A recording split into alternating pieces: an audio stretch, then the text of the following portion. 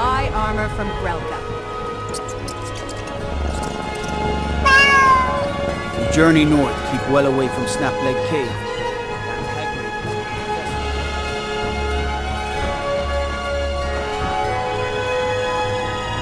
Buying and selling fine jewelry.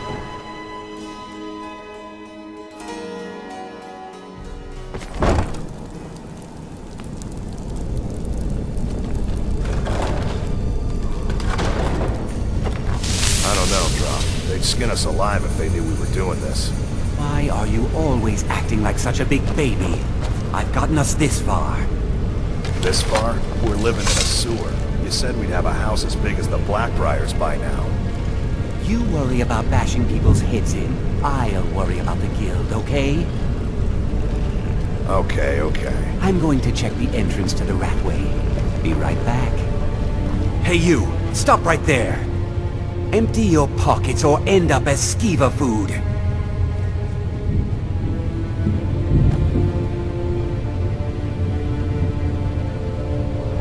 You aren't going to pass. You're going to give me everything you have.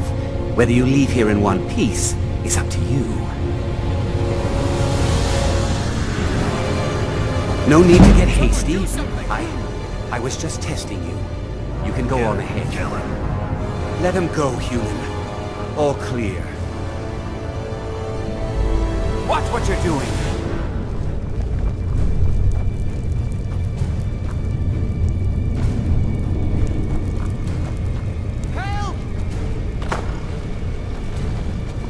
A fight.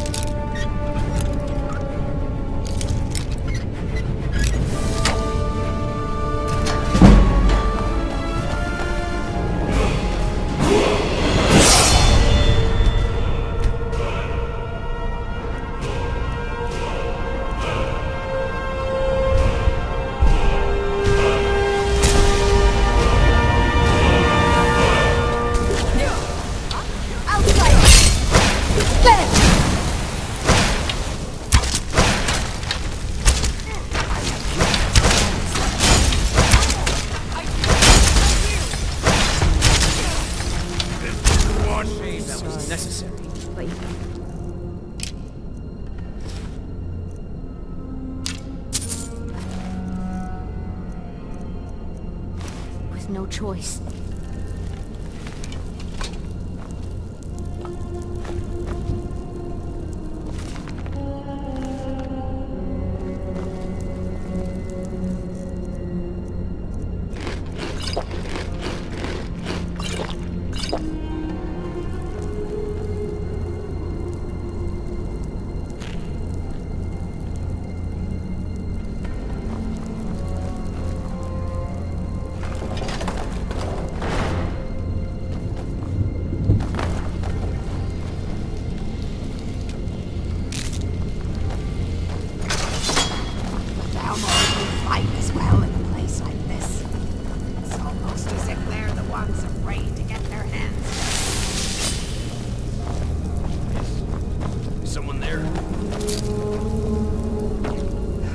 Watch it! Is someone there? Surrounded.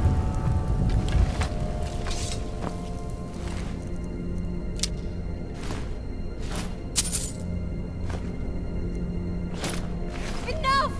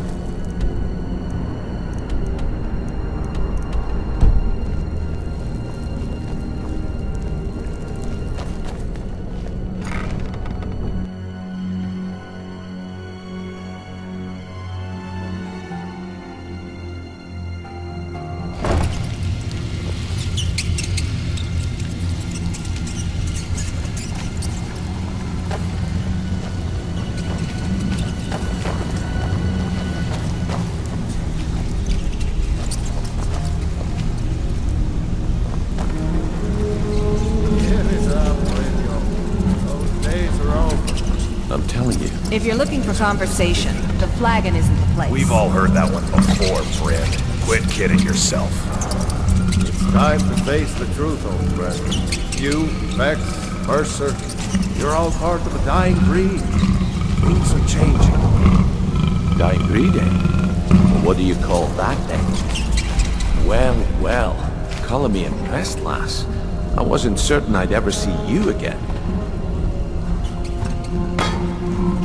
Reliable and headstrong? You're turning out to be quite the prize. So, now that I've whetted your appetite with our little scheme at the market, how about handling a few deadbeats for me? They owe our organization some serious coin, and they've decided not to pay.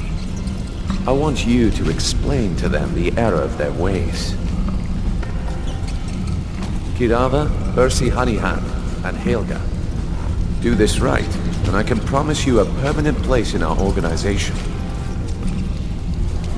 Honestly, the debt is secondary here. What's more important is that you get the message across that we aren't to be ignored.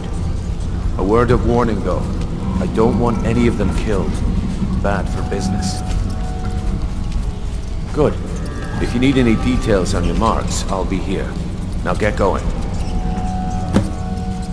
Keerava's stubborn, but she's got a soft spot for family. Talk to Talen J at the Bee and Barb, and see if you can get something out of him. They're well acquainted, if you catch my meaning. Haelga is a devout follower of dibella, dotes over the statue to the divine that she keeps at the bunkhouse. Use it as leverage, and she'll cave. He's as pig-headed a man as you'll ever find. The key is that ugly dwarven Urshot. Smash that thing to bits and he'll change his attitude. I'll be here when you're done. Have anything for us yet? Yeah, I bet I know your guy. He's hiding out in the Ratway Warrens, paying us good coin for nobody to know about it. I'll be here when you're done. Got a lot of nerve coming down here. People tend to get hurt in the Ratway. He's holed up in the Ratway Warrens. Be careful. You're not the only one looking for him. We don't know you, so we've got nothing to talk about. How about you finish the job Brynjolf gave you? Then we can talk. Until next time. I'm busy. Don't you have something to do? Have anything for us yet? Vekkel and me, we have a thing going. Try anything with him and it'd be bad for your health. Have anything for us? Stay out. Last person who made trouble for Vekkel ended up with a smashed head. Down in the Ratway Warrens. Nice place, if you don't mind the stench, rats, and assorted lowlifes as neighbors. They call me Dirge because I'm the last thing you hear before they put you in the ground. Why? You think it's funny or something?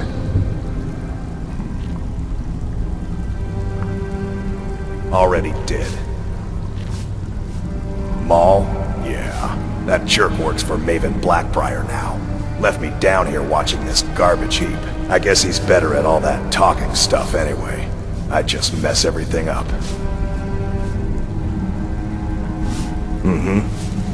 I wouldn't stay here long if I were you. If you're looking for conversation, the flagon is the place.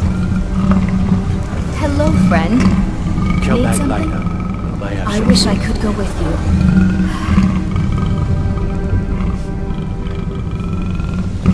I suppose I can work with your face. After all, the sculptor cannot always choose the finest clay. Yes, I once practiced my art in the salons and manners of Tamriel's great and good. Now the scum of Skyrim are my only clients. But no matter, the greatest artists are never recognized in their own time. So, are you here as a client? Shall I remake your face? I have not always been a ragged beggar. I learned my art from the masters of the art of flesh sculpture. I studied with the faculty of chirurgeons in Cloudrest. I walked with the hollow-faced men of Notahogra for 3 years. I count the nobility of both the Empire and the Dominion among my clients. And yet, I have fallen so low that I must justify myself to a wanderer in the sewers of this backwater of the world. Change it. I can remake your face, if that's what you desire. I do not practice my art for free, however. I doubt you can afford my services. You have the smell of the vagabond about you. Indeed, it is no small thing to submit yourself to the flesh sculptor's knife. All right then. Talk to me again when you've proven yourself to Brynjolf. Have anything for us yet?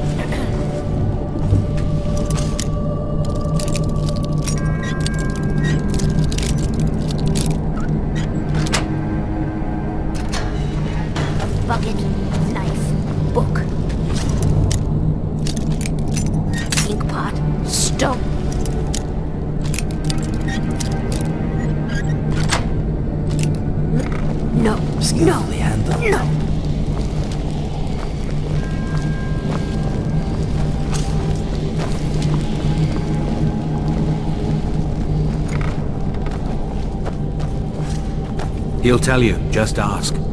You don't even need to ask. He'll tell you anyway. I finally understand what it all means. What it was all for. The killing. And the dying.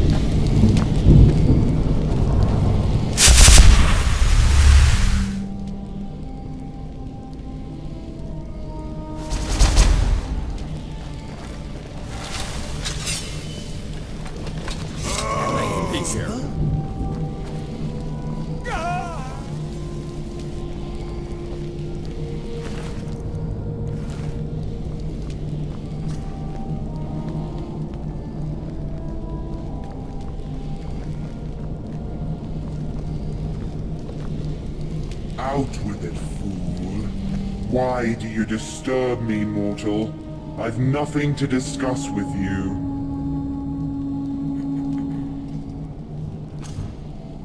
I am Dagri'lon, the greatest and most powerful mage who ever lived. But that was then. I live no more.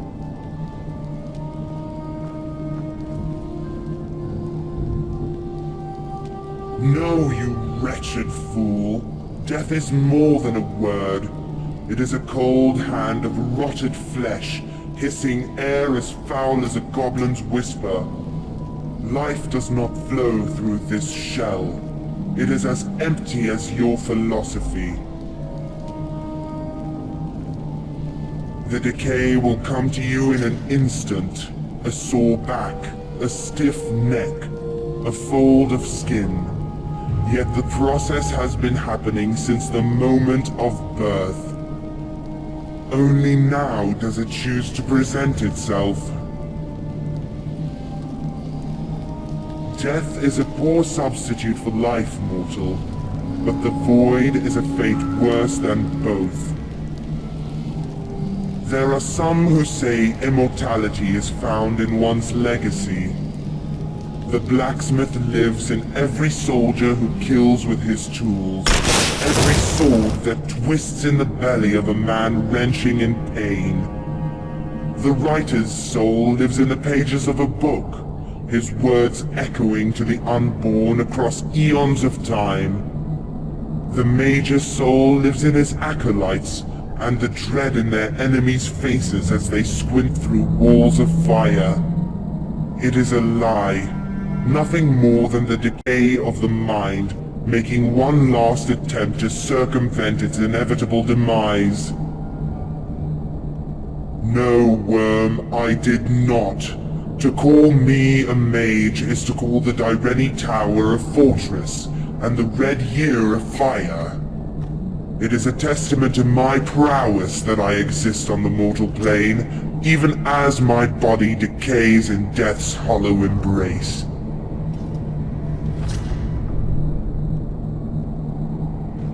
Curb your tongue, fool. I have wandered Tamriel for over half a millennium, and silenced thousands of impudent voices with a single flame. Like a fish scuttling on land, you flap your gills, your feeble mind attempting to grasp what is beyond your comprehension. Lichdom is a fool's bargain, for necromancers content spending eternity as skinless wraiths. With a sleight of hand, they control their corpse like an avatar, as their souls are bound to phylacteries. I did not prescribe to such cheap necromancer tricks. I sought the path to true immortality through the techniques developed by the Psijic monks.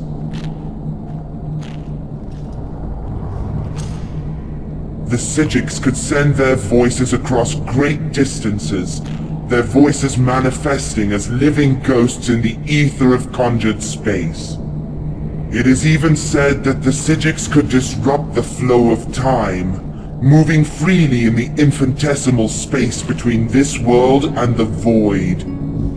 I succeeded in achieving the opposite, to have my body held in stasis as time flowed around me.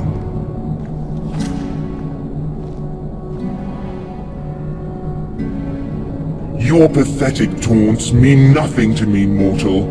Time did not vanquish me. It was betrayal. The spell surrounded my body in a cocoon of lost time, at which point I would be invulnerable from all outside influence as time passed around me. However, in the instant I returned to the mortal plane, my body would be at its most vulnerable, as the soul sought to gain control of its faculties. The assailant knew this, but the fool was careless. The blow was struck as most of my soul remained in the void, and my body had yet to return to time. When the spell was interrupted, my body became trapped in slowed time. As such, it took 50 years for my soul to regain consciousness. It took 100 years for the dagger's wound to bleed out of my neck. 200 years before I could conjure movement beyond the slow of time. Yet, 2 centuries later, my body still continues to wait for a spell that will never finish and a time that will never resume its normal pace. Of my servants, there were 3 whom I trusted with guarding my body during the transfer. Fame the illusionist, Marius the warlock, and the cleric Irelen, who herself left the Sidic Order to serve my will. Together they were powerful, but on their own they were nothing more than worthless sycophants. Such was the reasoning behind their selection. Yet only one managed to betray my will, and kill the others in the process.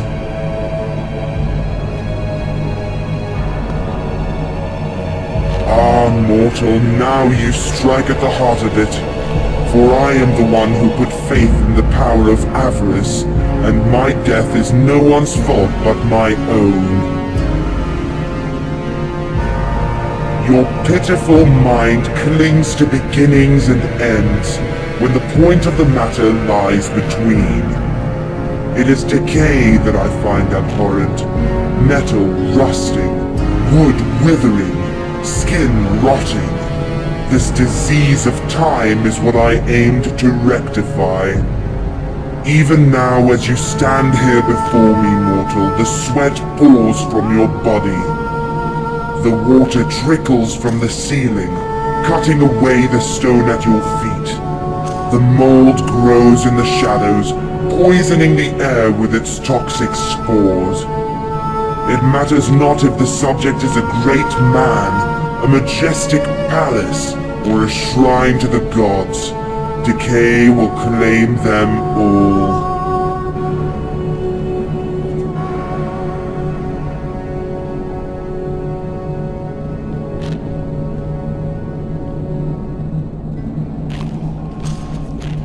Foolish thoughts hissed from a tongue that knows only youth. In time, mortal, you will look upon your reflection and see nothing more unnatural. You ask for my strength, pitiful mortal, yet for what purpose do you wish to wield it?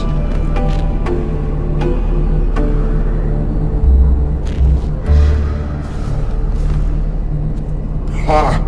You amuse me, foolish worm. You know I will not prostrate myself before your pitiful gods, but your arrogance is as delusional as your faith. Very well, I would like to see this path of redemption your foolish morality has tasked you with. For once, I will take pleasure in its decay. Be gone.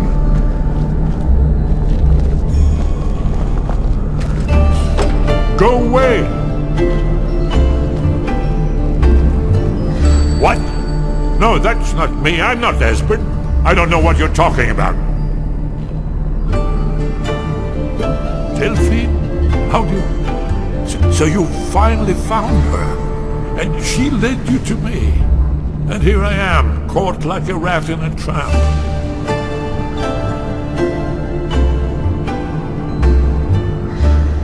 Ah, indeed. Indeed.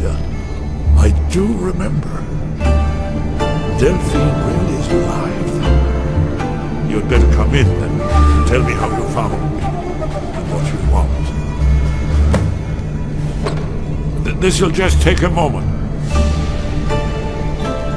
This one always starts. There we go. Only a couple more.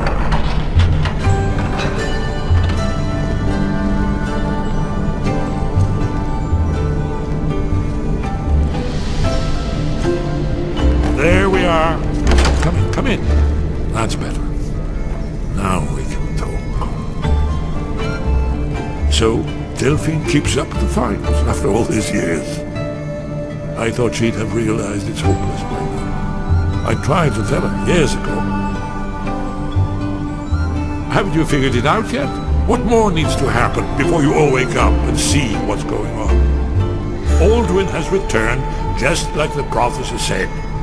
The dragon from the dawn of time who devours the souls of the dead. No one can escape his hunger, here or in the afterlife. Alduin will devour all things and the world will end. Nothing can stop him. I tried to tell them. They wouldn't listen. Fools. It's all come true. All I could do was watch our doom approach. Yes. You see, you know, but you refuse to understand.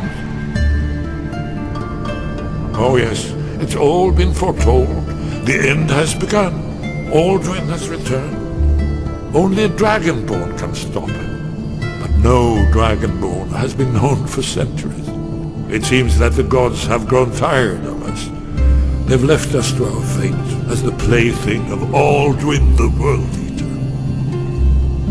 What? You are? Can it really be true? Dragonborn?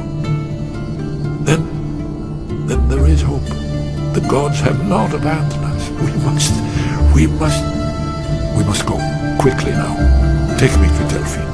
We have much to discuss. Give me just a moment. I must gather a few things.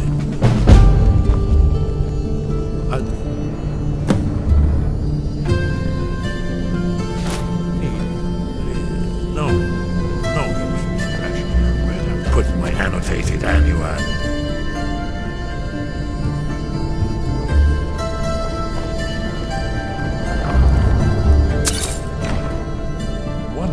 I know time is of the essence, but mustn't leave secrets for the Thalmor. There's one more I must bring. Well, I guess that's good enough. Let's be off.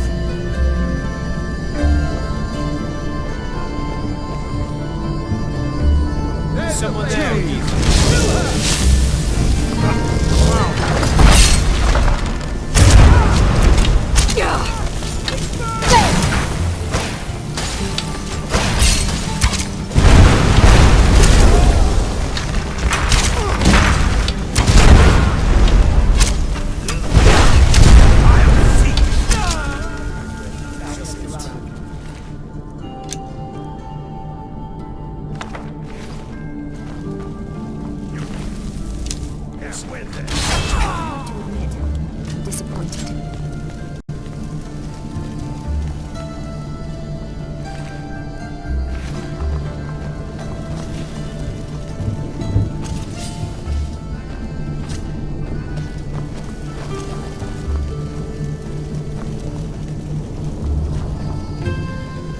What is it, mortal?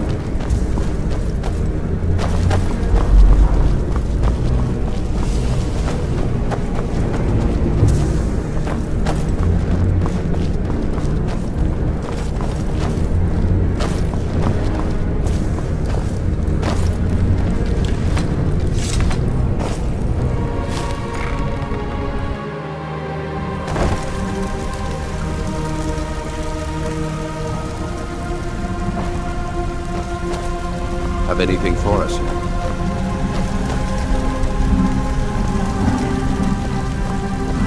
Watch what you're doing.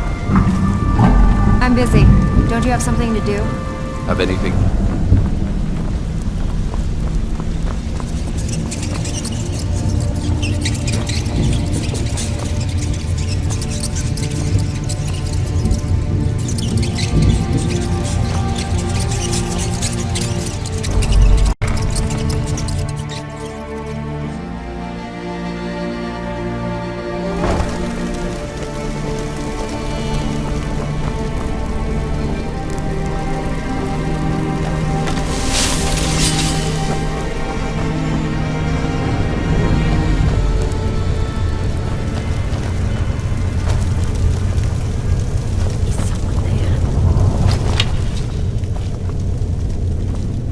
Hey, watch what you do! A fight.